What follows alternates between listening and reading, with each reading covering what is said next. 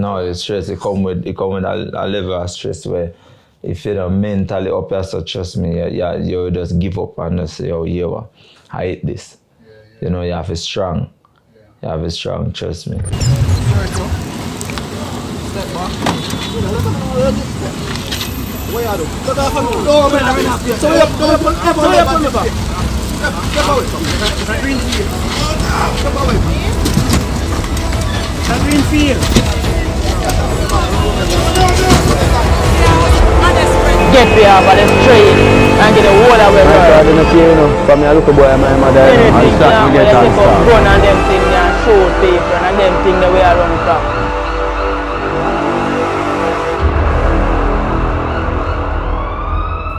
Think the music that endorses, or for a better word, glorify violence, guns and crime in our country in such a way that it look luxurious and a normal way of life, impact or influences our younger youths in any way or form? Yeah, when I say yeah, it does, because when the youths them watch the music videos and stuff, and based on what them seeing a video and the lifestyle, what them seeing a the video in terms of the gun, the liquor, and this new thing now where them up on the market, the Mali thing where them are take.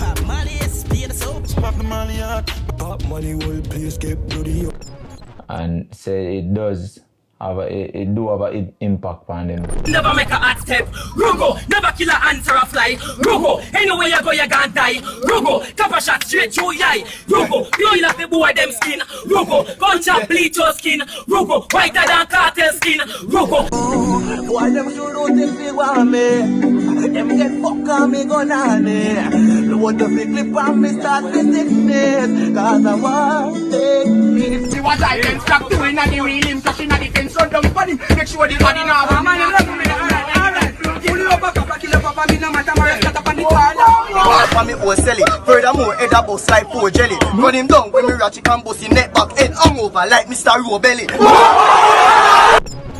What are your thoughts on the 15 years mandatory sentence if you are caught with an illegal firearm? Yeah, but it should have been more. To me, it should have been more, trust me, because to me, when you have a firearm, what good intention you have?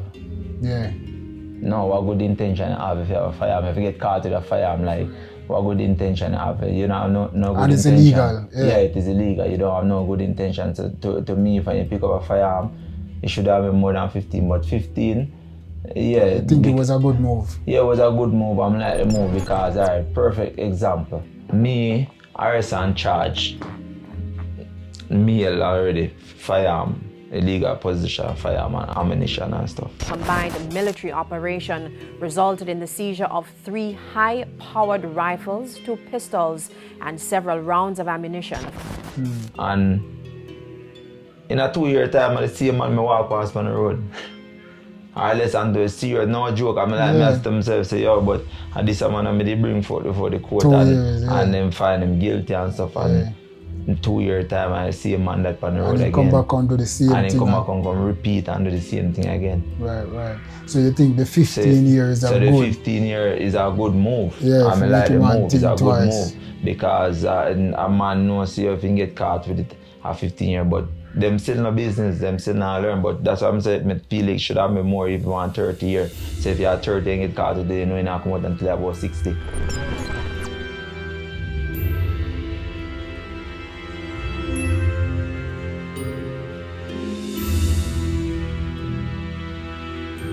You think the government are paying enough for risk on a life on a daily basis? No. You know what I say when I put in a life through all these things? No, I not even have to wait until they finish that question. But no, the government could have do much more better. But I not even say police, but for your frontline workers, because you know fireman, doctor, nurse, and all of them people, the teacher, whatever, frontline workers. So they can do more. Them can do more, not just only for police, but for your government workers, for your workers, them who out there, we have make the country look good and for make certain things say, yeah, yeah, we can get them can do a little more. No joke So- about it, they can. Yeah, so what you'd like to see the government do to improve the quality of the JCF so that you guys can execute your jobs more efficiently and effectively? But I say, equip it with better vehicles. That's a one. Sure, no joke about it. We need better vehicles and not even those vehicles alone, but accoutrements. We need we need some better accoutrements and stuff, because a lot of the times, trust me, like you want one shoes and when you go and check it, yeah, the shoes of them again not even want it because it's not even compatible. Oh. So you end up having to use your own money, buy something more compatible for work, you know. Right. So there's a lot of little things that's there where them can see how them can do to make we feel more comfortable working and can carry out the work more efficient and effective. You love your job? Well, yes, I never say I don't love it, of course. I love it, but there have a time when I hate it as well. You know, but I love it. I can't complain. Yeah. I can't complain because I achieve a lot through it. Yeah. But there have a time when I don't like it, none at all. Oh, okay.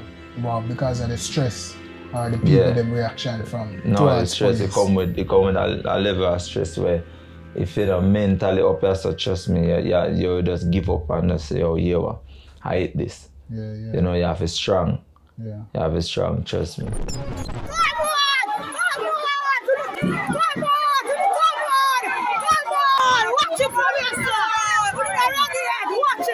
I have a last question.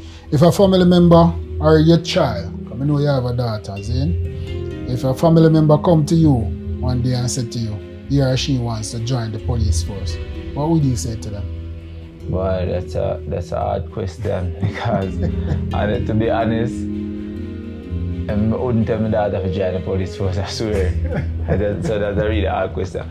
But if she grew up and she see it as a way through and as something she love, me only can tell her my experience.